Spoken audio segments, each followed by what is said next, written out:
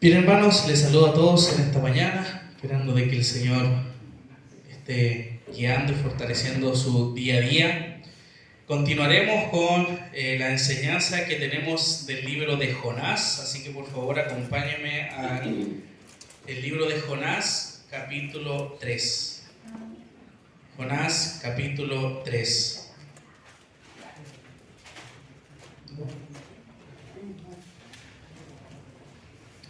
Hemos visto ya, mis hermanos, dos escenas, si podemos llamarlo de esa manera, dos ya capítulos en donde se presenta Jonás de dos formas diferentes. Vemos primeramente que fue comisionado por Dios para ir a Nínive, para anunciar el mensaje de Dios, ya que esta nación había pecado en gran manera con Dios. Sin embargo, Jonás se apresuró para ir donde Dios no le había indicado. Él trató de ir rumbo a Tarsis en un barco, lo cual estaba al otro extremo del lugar donde el Señor le había mandado. La segunda escena que nosotros podemos ver en el capítulo 2 es cuando Jonás, podríamos decir antes, estaba en una tempestad, podríamos decir, iba rumbo a Tarsis por el Mediterráneo, y vemos ahí donde todos los marineros clamaban a Dios y Jonás fue sorprendido durmiendo en esos momentos. Y vemos que fue despertado para que clamara a Dios como lo hacían también los otros marineros que le clamaban a sus propios dioses, ¿ya? Y Jonás, que estaba sirviendo y conocía al Dios verdadero, no estaba durmiendo. Vemos que al ver que el mar no se aquietaba, los marineros echaron suertes para ver quién había sido esa persona que había provocado este mal, y esta cayó sobre Jonás. El profeta declara lo que había sucedido, por qué estaban pasando todas esas cosas, quién era, de dónde venía. Él lo dice a los marineros. Entonces vemos que Jonás no arregló sus cuentas con Dios y solamente él decidió ser lanzado al mar. Entonces vemos acá que él quiso morir antes de ir a predicar a Nínive. Y habíamos dicho que Jonás odiaba a Nínive en el sentido de que Nínive, en este caso la nación, atacaba constantemente y era realmente una potencia en aquel tiempo que tenía a los israelitas con miedo, con temor. Entonces, ¿cómo Jonás iba a ir a anunciar algo a este lugar sabiendo cómo era Dios, sabiendo cómo Dios de clemente, que sigue diciendo un poco más adelante en el capítulo 4? Pero vemos acá que luego que el Señor fue lanzado, en este caso Jonás, al mar, vemos que el Señor salvó la vida de Jonás utilizando un pez en donde preservó su vida por 3 días en el vientre del pez. Jonás reconoció la gracia de Dios, reconoció que el Señor la había salvado y se comprometió a obedecer lo que él había mandado, y de esa forma el pez, vimos el último versículo del capítulo 2, lo vomitó en la tierra. ¿Ya? Ante eso es todo lo que hemos visto anteriormente, y en esta hora vamos a ver el capítulo 3. Dice así la palabra del Señor, Jonás capítulo 3. Vino palabra de Jehová por segunda vez a Jonás diciendo: levántate y ve a Nínive, aquella gran ciudad, y proclama en ella el mensaje que yo te diré. Y se levantó Jonás y fue a Nínive conforme a la palabra de Jehová, y era Nínive ciudad grande en extremo, de 3 días de camino. Y comenzó Jonás a entrar por la ciudad camino de 1 día, y predicaba diciendo: de aquí a 40 días Nínive será destruida. Y los hombres de Nínive creyeron a Dios y proclamaron ayuno, y se vistieron de cilicio desde el mayor hasta el menor de ellos. Y llegó la noticia hasta el rey de Nínive, y se levantó de su silla, se despojó de su vestido, y se cubrió de cilicio, y se sentó sobre ceniza. E hizo proclamar y anunciar en Nínive por mandato del rey y de sus grandes, diciendo: hombres y animales, bueyes y ovejas, no gusten cosa alguna, ni se les dé alimento, ni beban agua, sino cúbranse de cilicio hombres y animales, y clamen a Dios fuertemente, y conviértase cada uno de su mal camino, de la rapiña que hay en sus manos. ¿Quién sabe si volverá y se arrepentirá Dios y se apartará del ardor de su ira y no pereceremos? Y vio Dios lo que hicieron, que se convirtieron de su mal camino, y se arrepintió del mal que había dicho que les haría y no lo hizo. Vamos a tener un momento de oración, hermano. Amado Padre, en esta mañana pedimos por tu palabra, para que ella hable a nuestras vidas, para que a través del profeta Jonás podamos ver cómo eres tú, Señor, con nosotros también. Te pedimos que ella nos hable en esta mañana y que podamos ser, por supuesto, hacedores de ella. Ayúdanos, Padre, a poder comprenderla, a poder estar atento a ella. Ayúdame a mí, Señor, a poder ser claro con mis hermanos para que todo lo que en esta hora veamos sea para tu gloria. Te damos gracias y pedimos tu bendición. En el nombre de Cristo Jesús. Amén.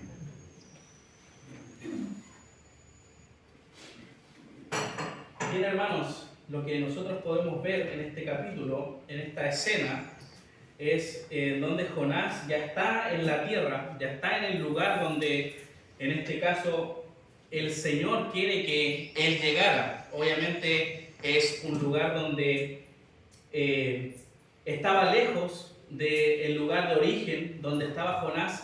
Entonces vemos acá, se me echó a perder de nuevo el micrófono. ¿Aló? No tenéis que pasar eso. Las baterías hoy en día están fallando un montón. Ahora sí.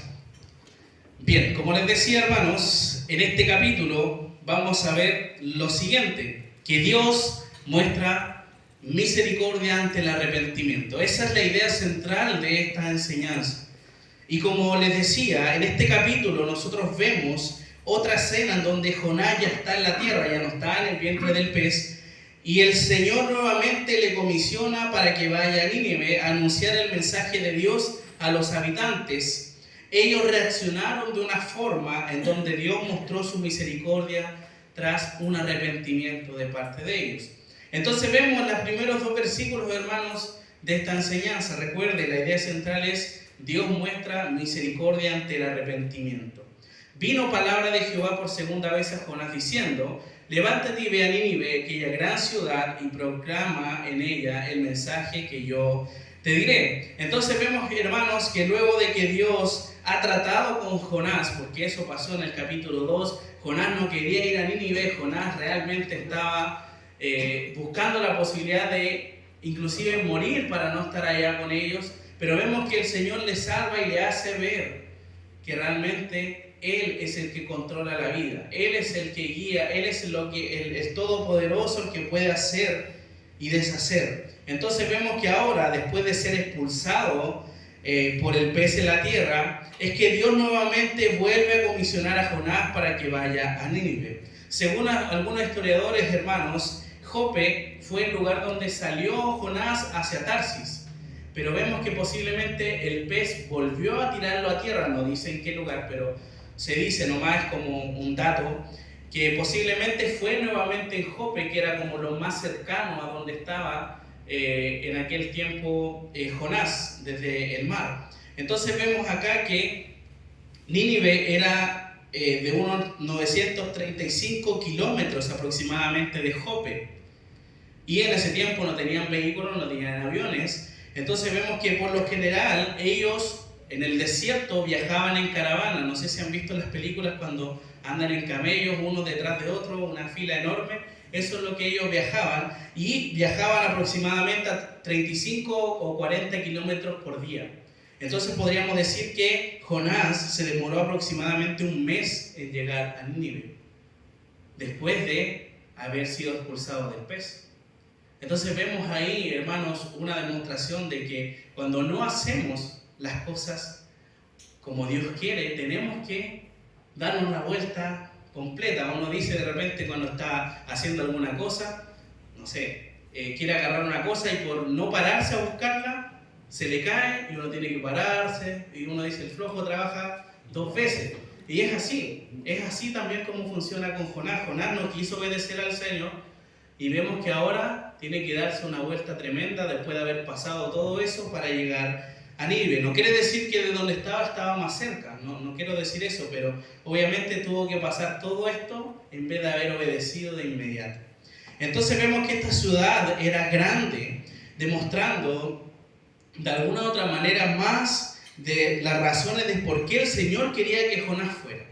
No era Nínive un pueblito, sino que era una nación grande, y por tanto había mucha gente ahí que podía conocer el poder de Dios. Entonces por eso Jonás debía ir a Nínive, guiado por supuesto por el Señor. Entonces Jonás no debía hablar palabras de hombre. Aquí no dice que Jonás envió un mensaje que él quiso, sino que habló la palabra de Dios. Habló lo que Dios quería para las personas, y eso vemos que tiene el poder de obrar para cuando las personas escuchan. Las personas cuando conocen al Señor no es por las palabras que diga el que está enseñando, sino porque utiliza las mismas palabras de Dios, y la palabra de Dios es la que transforma el corazón. Entonces vemos acá que el Señor, con esta razón, porque era una nación muy grande, envía a Jonás para que esté allí.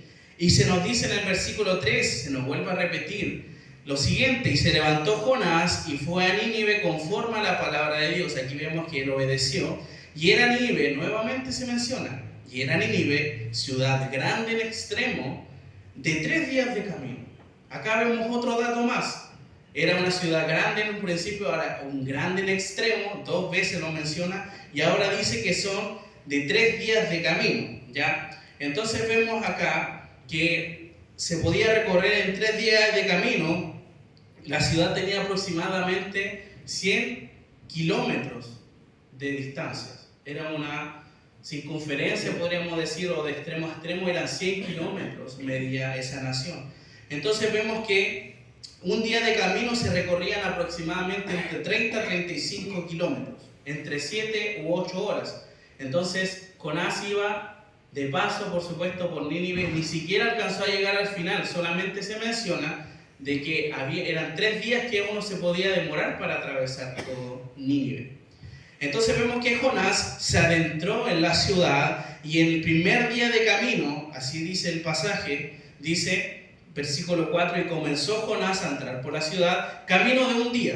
No dice que Jonás atravesó toda la ciudad, dice que camino de un día, es decir, el primer día que Jonás iba avanzando, adentrándose en la ciudad, predicaba diciendo: de aquí a 40 días Nínive será destruida. Entonces vemos acá que el mensaje de Jonás no era un mensaje de salvación. Jonás no dijo: tienen que arrepentirse para ser salvados. Le está diciendo solamente lo que Dios le dijo: de aquí a 40 días ustedes van a ser destruidos. Ese fue solamente el mensaje. Entonces vemos nosotros acá, hermanos, que no hay indicios de un llamado al arrepentimiento o de deshacerse de esos falsos dioses. No hay una instrucción en cuanto a lo que Dios pretendía de ellos con esas acusaciones y obras de maldad. Ni tampoco habían ofertas adicionales, es decir, si ustedes se arrepienten, Dios les va a dar esto. ¿Me entienden? No hay eso en el mensaje que Jonás está dando. Jonás solamente está dictando la destrucción. Y dice que Nínive va a ser destruida. Y esto significa literalmente que va a ser derribada. No va a quedar nada de ella. Será destruida desde sus fundamentos. A eso se refiere. Entonces vemos que conforme a una palabra que se aplica a la destrucción de Sodoma y Gomorra, la fecha que se indica acá, hermanos, es 40 días, como también en muchos relatos de la Escritura se utiliza el término 40 días, porque ese era un número en donde se indicaba el tiempo que debía transcurrir antes de la visita de Dios. De aquí a 40 días va a pasar esto, de aquí a 40 días va a pasar esto, porque era un tiempo en donde se le daba para que las personas reaccionaran. Versículo 5.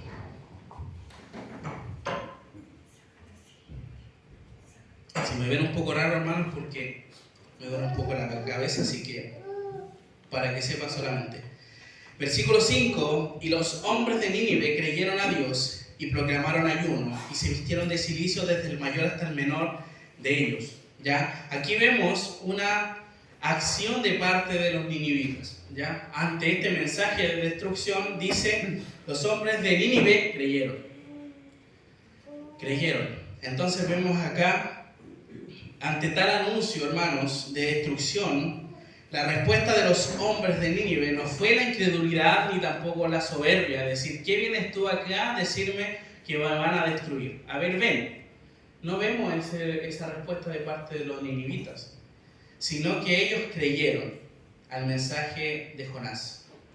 Por tanto, proclamaron ayuno y se vistieron de silicio. Esto, mis hermanos, esta demostración de silicio y de ayuno era una forma de demostrar un arrepentimiento, una humillación, una tristeza, ¿ya? La vestimenta de silicio, hermanos, era una ropa áspera, hecha normalmente por pelo de cabra, que se utilizaba para que cuando se estaba de duelo o ante una actitud de arrepentimiento se utilizaba este tipo de ropas. Eso es lo que hicieron ellos. Todos fueron parte de esto, desde los mayores hasta los menores. ¿Ya? Eso es lo que podemos nosotros ver acá en el relato. Todos fueron partícipes de eso. Versículo 7. 6. Y llegó la noticia hasta el rey de Nínive, y se levantó de su silla, se despojó de su vestido, y cubrió de silicio y se sentó sobre ceniza. ¿Ya?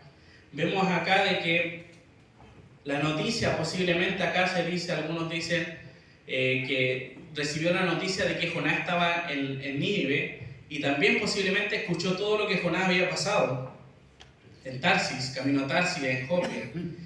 Entonces Jonás ya era conocido de alguna otra forma en Nínive, por eso todos creyeron de inmediato, no lo cuestionaron, porque habían sabido ya más o menos acontecimientos respecto a Jonás. Entonces vemos que podría haberse pensado en mandar a buscar a Jonás y matarle por anunciar algo contra la nación. Normalmente eso hacen. ¿Qué vienes tú a decir estas cosas a mi nación? Te voy a matar. Pero no fue ese el resultado de parte del rey, sino que él, ¿qué pasó? Se levantó de su silla y se despojó de su vestido. Un rey no anda vestido como posiblemente nosotros, sino que tenía ropas reales. Por tanto, él se sienta ¿en qué cosa? En un trono. Y él se levantó de ese trono. Y dice que se cubrió de silicio y se sentó sobre cenizas. Eso es una demostración de arrepentimiento, de duelo, ya de tristeza. Eso es lo que está demostrando acá el rey. Entonces vemos que estas acciones también lo dijo que lo hicieran también otros ciudadanos. En el versículo 7 dice: e hizo proclamar y anunciar en Nínive por mandato del rey y de sus grandes, diciendo: hombres, animales, bueyes y ovejas, no gusten cosa alguna, no se les dé alimento, ni beban agua. Entonces vemos que acá se promulgó un edicto, ya un mensaje directo de parte de el rey, y también a través de, se comunica esto a través de los heraldos. Los heraldos son personas que acudían en representación del rey y se ganaban en la ciudad y daban el mensaje de parte del rey. El mismo mensaje, en realidad, que el mismo rey había dictado, ellos lo repiten. ¿Ya? Se dice que nosotros somos heraldos del Señor, porque debiésemos anunciar lo mismo que era anunciado en este mundo. Entonces vemos acá de que los animales no debían pastar ni tampoco comer. Además, los hombres y las bestias debían también cubrirse de luto. Es decir, a nivel de la nación, todos debiesen estar en esta situación de tristeza, de luto, de arrepentimiento. El hecho de los ninivitas vistieran a los animales, hermanos, de silicio, muestra una enorme falta de conocimiento de quién es Dios. Ellos obviamente hicieron todo esto porque los dioses, falsos dioses, obviamente ellos creaban este tipo de cosas. Entonces ellos hicieron lo que tenían a su conocimiento solamente para no hacer que la deidad obviamente se enoje contra ellos por no haber utilizado también los animales para cubrirlo. Eso es lo que ellos pensaban.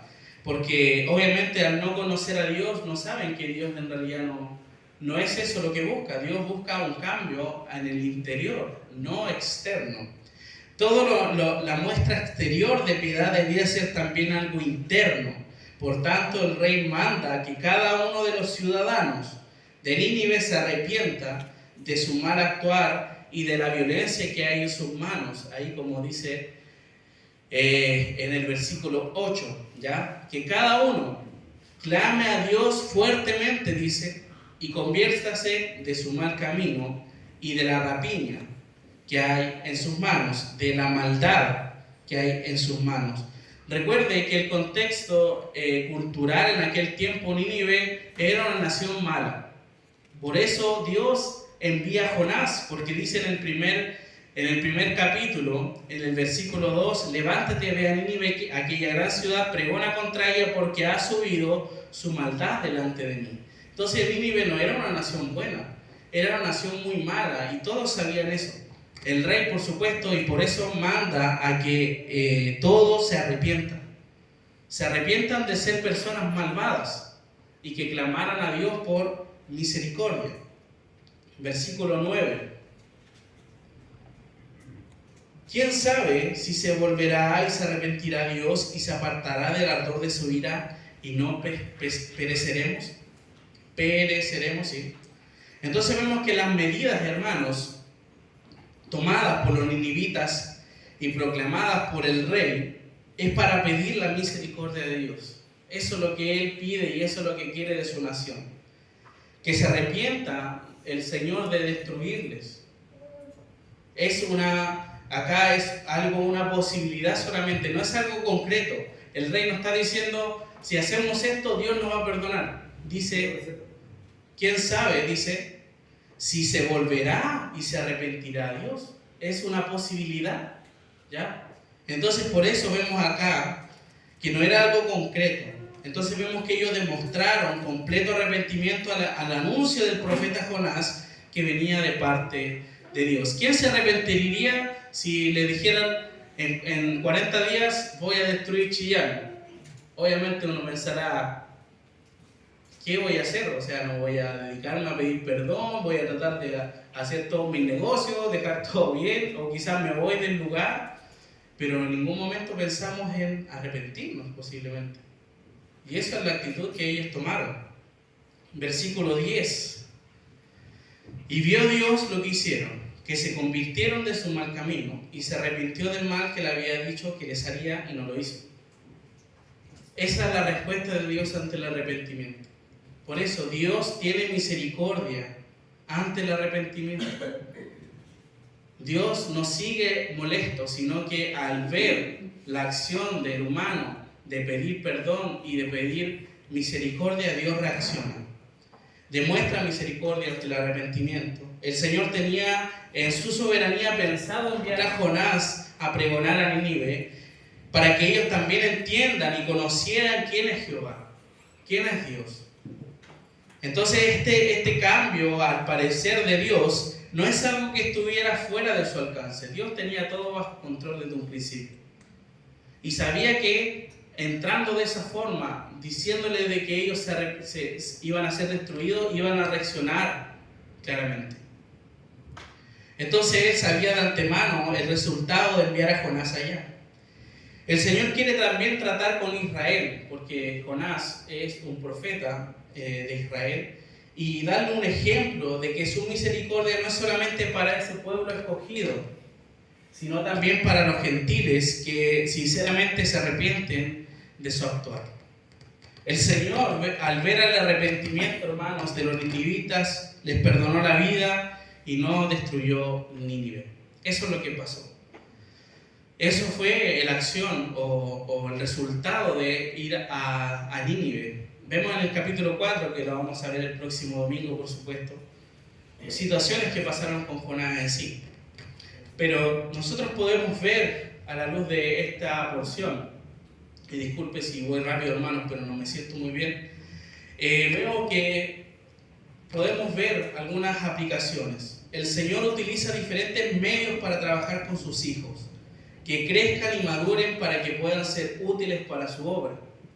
Eso es lo que el Señor quiere, y eso es lo que el Señor hace con sus hijos. ¿Trabajó con Jonás? Sí, hermano, muchas gracias. que no quise tomar nada porque me duele un poco el estómago, entonces puede que colapse completo, así que por eso no hice nada. Me siento un poquito mal, pero no es nada más, así que vamos a avanzar, no se distraigan por favor. Entonces, como les decía, el Señor utiliza diferentes medios para trabajar con sus hijos. Ya, obviamente pasó con Jonás, que él quería a Dios que creciera, que se diera cuenta de que estaba mal. Y por tanto, que él pueda ser útil para la obra. Eso es lo que él pide. Y es así, es útil para la obra. También vemos nosotros, hermanos, a la luz de esta porción del pasaje, que el Señor es paciente y clemente con sus hijos. Ya que aunque le fallemos en muchas áreas, y lo hacemos, Él nos da más oportunidades para ser instrumentos para su gloria. Todos le fallamos a Dios. Todos somos pecadores, todos somos imperfectos. Pero Dios nos da la oportunidad para ser utilizados por Él. Jonás no era perfecto. Jonás tenía muchas cosas que vamos a ver en el capítulo 4 que realmente eran terribles. El Señor le dio la oportunidad a Jonás para que lo hiciera. El Señor perfectamente podría haber llamado a otro profeta si Jonás no quería ir. Podría haberlo hecho perfectamente. Podría haber dejado que Jonás muriera en el fondo del mar. Pero Dios no lo permitió así, con un propósito. El propósito era utilizarlo para la gloria de Él. Los creyentes, hermanos, somos heraldos de Dios. Solamente estamos comisionados para hablar del Evangelio. Hablar de lo que Jesús hizo en la cruz del Calvario. Y de esa forma el Señor obra en la vida de las personas, no nosotros. Por eso les decía, los ninivitas se arrepintieron por el mensaje de Dios, no por el mensaje que Jonás haya inventado o dicho. El mensaje ni siquiera era de salvación, era de destrucción. Pero Dios obró a través de ese mensaje. Nosotros cuando hablamos a otra persona, hermanos, muchas veces tratamos de nosotros convertir a esa persona con lo que decimos, pero no es así. Lo único que puede cambiar a una persona es la palabra, es la escritura. Es Dios, es Jesús el que actúa a través de ella. Entonces nosotros debemos entender que cuando hablemos con una persona, hablemos lo que dice la Biblia. No le digamos, tú tienes que ser buena persona, tienes que portarte bien, ¿no? Esa persona es pecadora delante del Señor. Pero tiene que saber que en Cristo hay gracia, hay salvación, hay arrepentimiento y Dios perdona todo eso. El Señor, con un mensaje de destrucción, obró para que una nación se arrepintiera de su mal actuar. ¿Cuánto más se podría hacer si predicamos en nuestro entorno que no una noticia de destrucción, sino una buena noticia? La noticia del Evangelio, hermanos. ¿Cuánto más el Señor podría obrar alrededor de nosotros? Pero ¿qué pasa? Nosotros no hablamos. Nosotros nos callamos. Nosotros no reaccionamos, parece, ante el Señor. No decimos nada. Cuando tenemos oportunidad de hablarle, posiblemente no queremos o no estamos preparados, según algunos dicen. Pero si el Señor ha llegado a su vida, le ha capacitado con el Espíritu Santo. Por tanto, no está solo.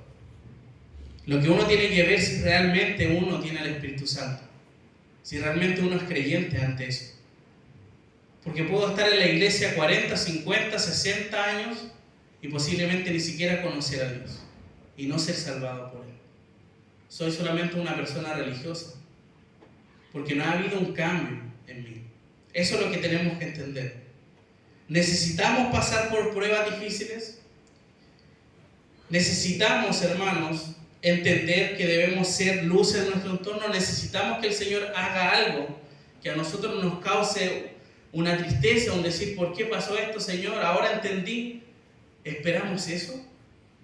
¿Esperamos que el Señor se manifieste de una forma que a nosotros no nos va a gustar para que entendamos realmente que somos luz?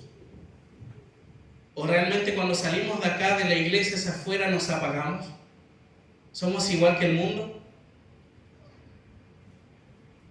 Esperamos, el Señor espera que nosotros seamos luz y alumbremos este mundo de oscuridad, porque eso es. Pero para eso debemos hablar. Muchas veces podemos hablar de tantas cosas, hablar de fútbol, hablar de una película, hablar de la teleserie, hablar de muchas cosas, pero de Dios, nada. ¿Y qué está mal ahí? ¿Estará mal el Señor? ¿Estará mal su palabra? ¿O estaré mal yo? Yo creo que todos lo tenemos muy claro. ¿Quién es el que está mal? Pero vemos que el Señor ante esto reacciona. Si usted tiene que arrepentirse por no llevar una vida que le glorifique, puede pedir perdón y el Señor va a perdonar eso. Pero ese perdón no es para decir, Señor, perdóname, sé que no hago esto, no hago esto otro, pero me quedo igual. Y sigo igual. Y mi vida no cambia. Eso realmente no es un cambio. No es un arrepentimiento genuino. Dios siempre reacciona, hermanos, ante el arrepentimiento. Por tanto, Él siempre nos perdonará cuando nos arrepintamos de nuestro mal actuar y queramos nosotros vivir para su gloria. Hermanos, necesitamos, hoy más que nunca, reconocer que somos igual que Jonás. Somos tal cual como es. Cuando el Señor nos manda a hacer algo en su palabra, ama a tu prójimo como a ti mismo. No lo hacemos. No lo hacemos. El Señor nos dice que debemos amar a Dios por sobre todas las cosas. No lo hacemos. Es lo mismo que Jonás. Dios le dice, anda a Nínive. ¿Y Jonás qué hace? Va todo al otro extremo. No obedeciendo al Señor. Sinceramente yo me considero como Jonás. Yo espero que usted también lo haga. Porque así somos. Sabemos lo que debemos que hacer, pero no lo hacemos. Buscamos excusas. El día sábado vamos a hacer una actividad. No, que justo el sábado tengo que hacer algo. Hermano, queremos hacer algo oculto en su casa. No, que justo tengo que salir. Buscamos formas para evadir las cosas. Y es así, hermanos. El culto de oración, día jueves. No, que justo ese día, a esa hora tengo una reunión. Ah, está bien. Pero parece que son todos los jueves. La iglesia, hermanos, cuando no ora, realmente se nota en las personas. Se nota en la iglesia cuando no hay oración. ¿Cuántos somos acá, hermanos? En una ciudad tan grande como Chillán. Al igual que Nínive, una ciudad muy grande. Por eso les digo, necesitamos pasar por pruebas difíciles para entender que debemos ser luz. Yo esto lo he contado varias veces, hermanos, como en la iglesia que yo vengo de Pitrufquén, ocurrió una situación muy difícil. Falleció una pequeña de 3 años. Pero eso causó un cambio en la iglesia. Hubo una demostración de amor, de cercanía, de importarse los unos por los demás. Pero pasó algo muy triste. Por eso les digo, necesitamos pasar por cosas difíciles para que realmente entendamos que somos luz. Obviamente no. No queremos pasar por eso. Yo creo que nadie quiere pasar por algo así. Pero muchas veces es lo que el Señor tiene que utilizar para despertar a una iglesia que está dormida durante muchos años. El Señor, de alguna u otra forma, está hablando a su vida, hermano. Y es ahora cuando debemos actuar. Nuestra iglesia es avanzada en edad. ¿Qué le vamos a dejar a los pequeños que están en la clase ahora? ¿Le vamos a dejar el edificio? Sí, está súper bien. Pero ¿qué más le vamos a dejar? Si no hay nadie más en la iglesia. Si la pandemia hubiese sido más fuerte, hermanos, nos hubiese llevado a la mayoría de los que estamos acá. Pero la misericordia de Dios, hermanos, es siempre. Y siempre está para los que buscan arrepentirse. Por eso, si hay alguien que no conoce al Señor, hay perdón, hay misericordia para esa persona. Pero el arrepentimiento debe ser verdadero, como lo hicieron acá en Nínive. Lamentablemente vemos que después Nínive, al final, aunque esto fue una salvación momentánea, porque eso fue una salvación momentánea, Dios aquí nos está hablando acerca de que se salvaron, una salvación en Cristo. sino que habla acerca de que ellos fueron salvados de no ser destruidos solamente. Vemos más adelante la historia de Nínive, de que Nínive fue llevada o fue destruida completamente igual. Entonces, ¿qué podemos ver de eso a lo largo de la historia? Podemos estar en un momento espectacular en nuestra iglesia. Podemos ser una iglesia próspera, una iglesia que está arriba. Pero va a llegar un momento en donde va a estar abajo. ¿Y cómo vamos a reaccionar ante eso, hermano? ¿Será entonces que esas personas que estuvieron en algún momento ahora ya no son creyentes porque ahora ya no están? Tantas personas han pasado posiblemente por las iglesias y que hoy día no están. ¿Y eso por qué será? Posiblemente no fue un arrepentimiento genuino, sino que fue algo momentáneo. Porque pasa, hermano, pasa de repente que nosotros llegamos a un emocionalismo y decimos, soy el peor de todos, realmente no merezco nada, y Señor perdóname, y etc. Pero salgo después, al otro día y ya se me pasa. Y eso pasa con las emociones, cuando realmente no hay un cambio verdadero, sino que solamente es una emoción del momento. Y eso es lo que pasa, hermanos. ¿Realmente conocemos al Señor? ¿Conocemos lo que ha hecho? Eso es lo que debemos preguntarnos. Recuerden, Dios demuestra su misericordia ante el arrepentimiento. Debemos arrepentirnos si no lo estamos haciendo. Y pedir perdón por no estar sirviendo al Señor como debiese ser, porque eso es otra cosa. El Señor nos da arrepentimiento, perdón, nos da perdón, pero nosotros ¿qué hacemos? ¿Nos quedamos ahí inmóviles? No es cierto. Debemos obrar para Él, debemos servirle a Él. Ya no servimos a la esclavitud del pecado, sino que ahora servimos al Dios vivo y verdadero. Ese es el cambio que hay en Cristo. Entonces, eso es lo que nosotros podemos ver en este capítulo 3, hermanos. Que un anuncio de destrucción cambió a una nación completa. Y Dios se arrepintió del mal que le había dicho que les haría y no lo hizo. Yo creo, hermanos, sinceramente, que nosotros Chile está en una situación cómoda ante lo espiritual. No tenemos persecución, no tenemos ataque, no tenemos nada. Obviamente, de repente, que otra cosa que pueda salir, pero no estamos como en otros países donde hay prohibiciones de reunirse, uno ni siquiera puede pronunciar la palabra Jesús. En Arabia Saudita usted busca en internet Jesús y se bloquea la página, porque está todo bloqueado antes. ¿Cuánto anhelan esas personas que son creyentes en el extranjero juntarse un día domingo como esto a alabar al Señor? O el poder cantar a Dios, el poder orar, el poder leer la Biblia.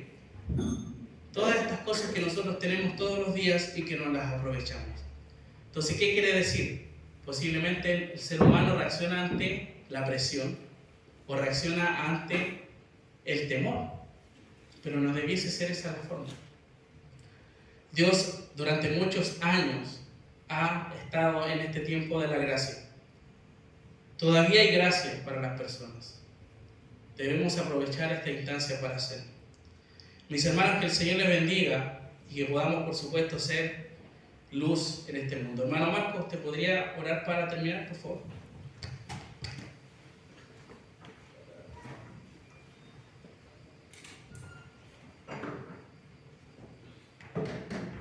Mi buen Dios y Padre Celestial, gracias te doy esta hora por tu palabra, mi Dios, que hemos escogido, que hemos leído, que hemos meditado.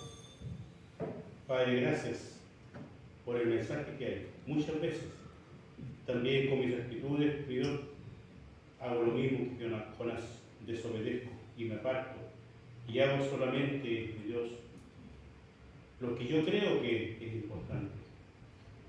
Pero tu palabra nos indica que debemos ser testigos y debemos ser testigos eficaces.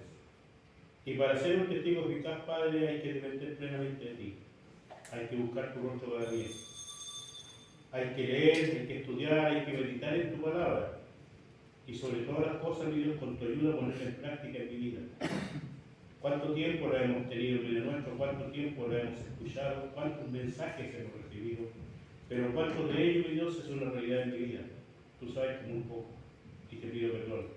Y te pido que nos ayude, Dios Santo, a poner en práctica lo que ya hemos aprendido, lo que sabemos. Bastante tiempo lleva este lugar, y Dios, donde tus hijos se han congregado, donde tus hijos están aprendiendo de tu palabra. Y ya es tiempo, Padre, de ser testigos eficaces, de hablar de ti, de hablar de Jesús, de hablar de su muerte, de su resurrección, de su exaltación, y hoy a la diestra del Padre, intercediendo por todos los creyentes. Y lo más maravilloso, también anunciar que su venida está pronto. Gracias por tu palabra. Bendícela en mi vida y en la vida de cada uno de tus hijos. Y a la luz de ella, mi Dios, poder crecer en obediencia hacia ti. Gracias, Padre. Por lo todo y te lo agradezco en el nombre de Jesús. Amén.